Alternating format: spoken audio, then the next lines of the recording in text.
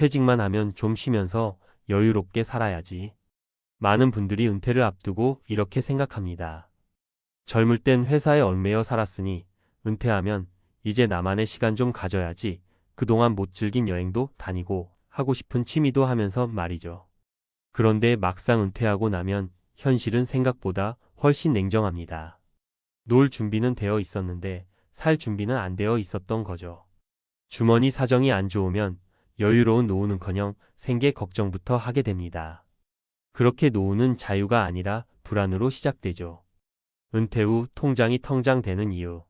사실 많은 분들이 퇴직금을 받으면 꽤 큰 돈이 들어오니까 이 정도면 되겠지 생각합니다. 하지만 그 퇴직금 생각보다 금방 사라집니다. 자녀 결혼 자금, 부모 병원비, 주택 대출 상환. 그리고 뭐라도 하나 사야 할 것 같아서 큰 TV 하나 바꾸고 차도 한번 바꾸고 나면 놀랍게도 몇 달 사이에 잔고는 텅장이 됩니다.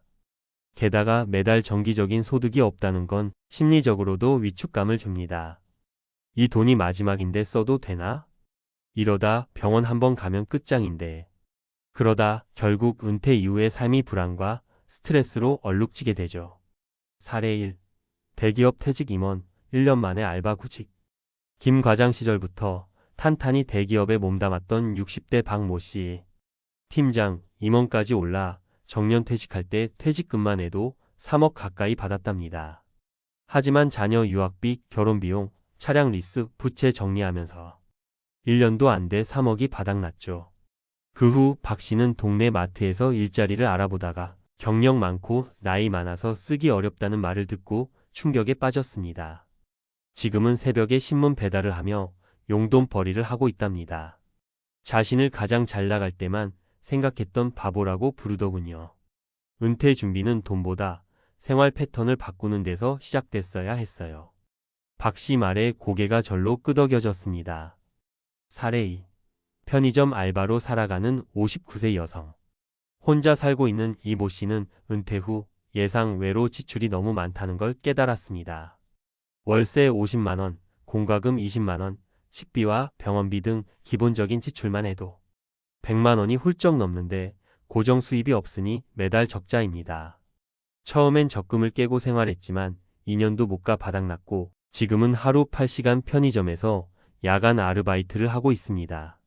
나는 몸 건강하니까 알바라도 하지 아프기 시작하면 그때는 정말 끝이죠. 이 씨는 요즘 나이 먹는 게 두렵다고 말합니다. 그녀는 지금도 휴게 시간마다 유튜브로 노후 자립법 영상을 찾아봅니다. 늦게나마 뭔가 바꿔보려는 의지, 그게 참 애틋하게 다가왔습니다. 사례 3. 귀농했지만 생활비가 더 들어간다.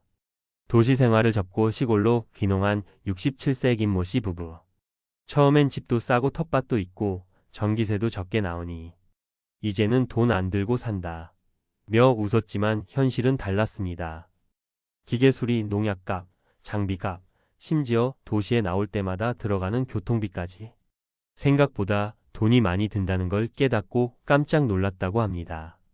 무엇보다도 농사 경험이 없으니 수익도 거의 없었고 몸은 매일매일 더 힘들어졌습니다. 결국 김 씨는 마을 공동 작업장에서 하루 일당 5만 원을 받고 일하고 있답니다. 도시에서 살 때보다 지금 더 힘든 건 왜일까?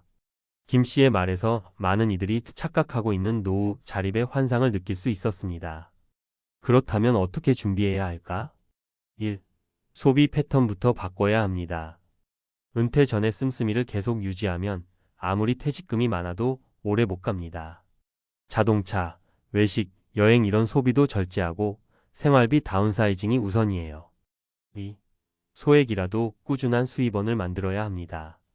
유튜브, 블로그, 온라인 강의, 중고거래, 텃밭 농사 등 지속 가능한 소일거리는 필수입니다. 은퇴 후에도 현금 흐름이 있어야 덜 불안합니다. 3. 몸 건강과 멘탈 건강도 자산입니다.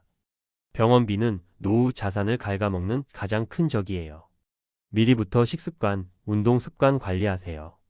그리고 자존감을 지킬 수 있는 취미, 관계, 활동도 꼭 필요합니다. 마무리하며 우리가 꿈꾸던 은퇴는 분명 자유로운 시간이었습니다. 하지만 준비 없이 맞이한 은퇴는 통장이 텅장이 되는 순간부터 곧 고통이 시작됩니다. 지금이라도 늦지 않았습니다. 당장 소득이 없다고 좌절하지 말고 작게라도 시작해 보세요. 생활비 줄이고 작은 수입 만들고 내 몸 돌보는 것부터 천천히요. 노후의 가장 큰 적은 돈이 없는 것이 아니라 준비 없이 맞이한 불안입니다. 지금 이 글을 읽고 있는 당신이라면 아직 늦지 않았습니다. 시작하세요. 지금부터라도 시작할 수 있는 실천 전략. 많은 분들이 이 나이에 뭘 또 시작해 하며 체념부터 하세요. 그런데요, 은퇴 후에도 처음은 만들어갈 수 있습니다. 조금만 용기 내면 생각보다 많은 기회들이 숨어 있어요. 1. 지출표부터 다시 써보세요. 당신이 매달 쓰는 돈 정확히 알고 계신가요? 놀랍게도 대부분의 은퇴자는 자기 지출을 정확히 파악 못합니다. 고정 지출 월세, 보험료, 공과금 변동 지출 식비, 교통비, 용돈 등을 하나하나 기록해 보세요. 어디서 줄일 수 있는지 보이고 불필요한 지출이 눈에 띕니다. 가장 먼저 할 일입니다. 2. 마음 편한 소득 하나 만들어 두기. 큰 돈 버는 게 아니라 매달 1020만 원이라도 들어오는 구조가 중요해요. 예를 들어 주 2회 반찬 만들어 소량 판매하기. 옥상에서 키운 채소 온라인에 소량 판매하기. 블로그에 시골생활 노하우 공유하고 소액 광고 수익 얻기. 유튜브에서 나만의 경험 공유하기 수익화는 천천히. 이런 거 내가 할 수 있을까? 싶지만 해보면 재미도 있고 나도 뭔가 해낼 수 있구나라는 자존감이 생깁니다. 그게 노후를 버티게 해줘요. 3. 인간관계는 가볍고 따뜻하게. 퇴직 후 가장 무서운 건 돈보다도 외로움과 고립감이에요. 예전 회사 동료들, 자주 연락 주고받던 친구들 자연스레 연락이 끊기죠. 그래서 은퇴 이후에는 새로운 커뮤니티를 찾아야 합니다. 주민센터 강좌, 도서관 프로그램, 지역 봉사활동, 등산 모임. 이런 데서 만나는 사람들과의 인연이 은퇴 이후 삶의 활력을 불어넣어 줍니다. 당신의 새로운 역할을 찾아야 합니다. 은퇴했다고 해서 인생이 끝나는 게 아니잖아요. 그동안 직장인이라는 타이틀로 살아왔다면 이젠 나답게 살 차례입니다. 예를 들어 텃밭 농사로 마을 사람들과 소통하는 친환경 멘토가 될 수도 있고 손주들을 돌보며 가정의 든든한 뿌리가 될 수도 있고 내 인생 이야기를 글로 쓰며 경험 전도사가 될 수도 있어요. 돈보다 더 중요한 건 내가 누구로서 살아가느냐입니다. 희망은 작은 실천에서 시작됩니다. 누군가는 말합니다. 지금 가진 것도 없고 체력도 예전 같지 않아서 아무것도 못해요. 하지만 저는 이렇게 말씀드리고 싶어요. 그렇기 때문에 더더욱 지금 시작하셔야 해요.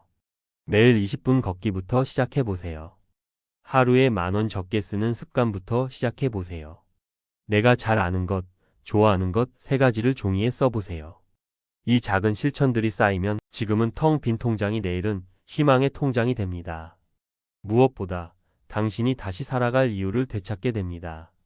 전문가의 한마디. 은퇴는 인생의 끝이 아니라 2번째 인생의 시작점입니다. 다만 준비 없이 맞이하면 고통의 시작이 되죠. 정년 후 삶은 예측 불가능한 변수로 가득하지만 내가 통제할 수 있는 부분부터 정리해 나가야 불안이 줄어듭니다. 통장이 텅 비었어도 삶까지 텅 빈 건 아닙니다.